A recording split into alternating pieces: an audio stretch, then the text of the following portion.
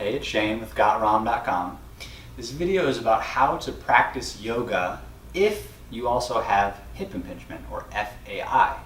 So a lot of people who have pincher deformity or cam deformity or something going on with the bony structure of their hip, these days one of the first things people do is go right over to yoga, which can be a wonderful thing. I practice yoga, I love yoga, but if you don't modify it in some way to suit exactly what's going on with your body, something that's good for you can kind of become something that's not good for you.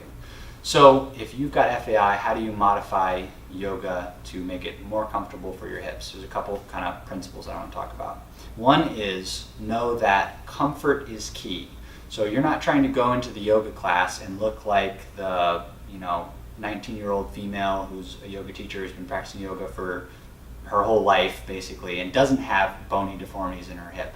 So comfort is your measuring stick of how you should progress in yoga, not do I look like the person next to me. So people often will see all these bendy, flexible people in yoga.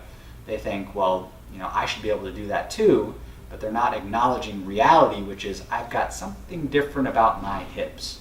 And even if you don't have FAI, if you're a man or if you're just anyone, we've all got different bony structures.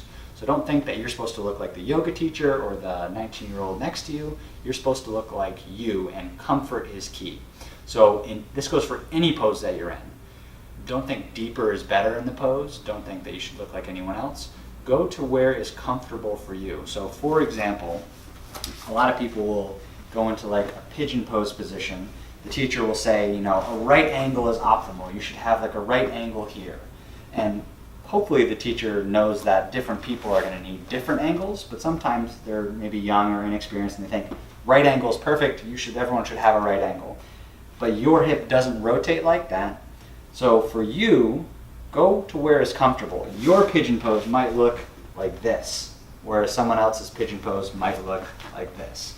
So go to where you're comfortable and then breathe and relax and let it sink in, and use all of your other kind of typical yoga cues, your ujjayi breathing and things like that, but stay comfortable. Another thing that helps to make everything comfortable is tissue work before your yoga practice.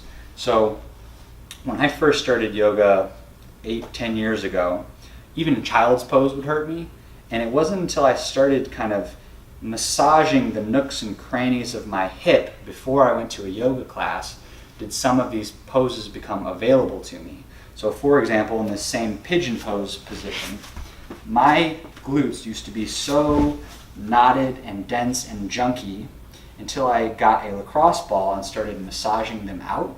And I would show up to yoga class about 30 minutes early, do a bunch of massage and tissue work, and then all of a sudden things like pigeon pose or child's pose became more doable for me. Eventually, when I started, it was kind of like here. I couldn't even sink into these hips to be in the resting posture in yoga.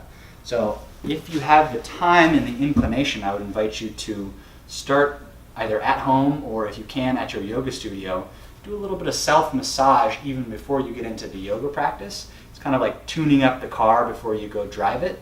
And if you're someone who has FAI, you need to do a little bit of this extra work to make yoga comfortable for you. So the next thing after that is modifications. So often your yoga teacher will give you modifications, but if they don't happen to or if they don't know them, you should know what modifications will make the poses more comfortable for you. So again, using our example of pigeon pose, a lot of people can't get into this kind of a position, but if they just put a pad or a pillow underneath their knee, then all of a sudden they can get into a pigeon pose-like position. It's comfortable, it's not doing damage to their hips, and they can still keep going with their yoga practice. So make liberal use of modifications in your yoga practice if you're someone who's got FAI. The last thing is strength is just as important as length. A lot of people think that the farther you go in a stretch, the farther you go in a pose, the better, but it's actually kind of a constant yin-yang balance of length and strength. So again, don't compare yourself to anyone else and don't think that farther is better. Go for comfort and try to develop a stability, not just as far as you possibly can go. So say you're in like a lunge position. Don't think that like this is the best possible position. Your best possible position might be kind of like this, where there's kind of a balance of lengthening happening on the back leg, strengthening on the front, and you're not just hanging on your hip capsule, arching your back and getting into bad positions. So give it like 50% effort in your yoga practice in the beginning, especially if you're new. Don't try to go as deep as possible. Try to have an optimal combination of length and strength. Use tissue work prior to your practice and have comfort be your guiding principle in your overall practice. So hope those tips are helpful. See you in the next video.